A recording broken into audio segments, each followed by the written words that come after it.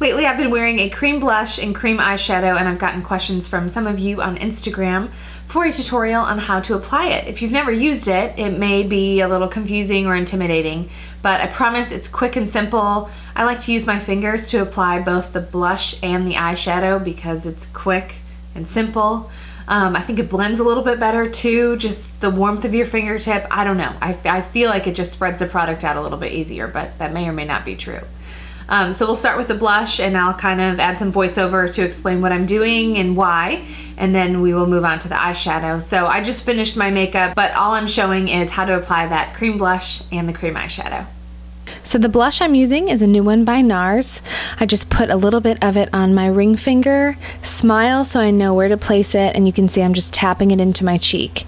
Once I've applied the product, I'll use a clean finger, so in this case I've moved to my middle finger to slowly work in circles, also just dotting. I'm not spreading the product at all, to dot it out and blend it out a little bit so it's not just too concentrated on the apples of my cheek.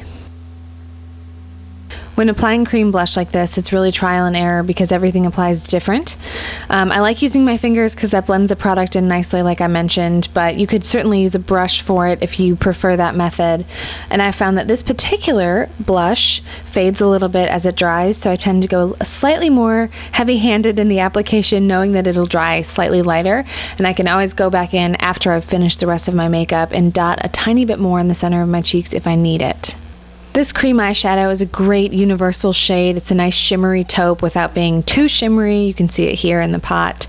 And I'll apply this with my finger as well, just picking up some product starting in the center of my lid and then slowly tapping and sliding a little bit, but not rubbing the product from inner corner to outer corner or anything like that. Just kind of tapping and blending the product in, slowly working my way up the lid into the crease area. So small motions tend to blend a little bit better than having these long drags of the product against your face, whether you're working with the blush or the eyeshadow. And then I move with a clean finger to clean off above, kind of on my brow bone, where I don't want any of the eyeshadow to remain. Then if I want a little bit more depth with the cream eyeshadow, after I've done this initial application, I'll pick up a little bit more product with my finger and just press it onto the outer part of my eyelid. That's a great way to kind of make it look like you're applying a slightly darker shadow, but really you've just applied another layer of that cream shadow.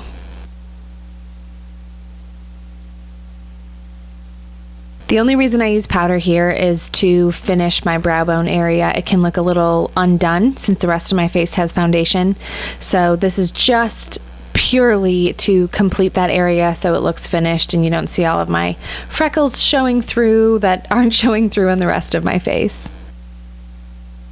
So not only is using cream eyeshadow my go-to when I'm in a rush, and typically it has a little bit of shimmer in it, not all the time, but for the most part when I'm looking at cream eyeshadows, they often have a little bit of shimmer in them.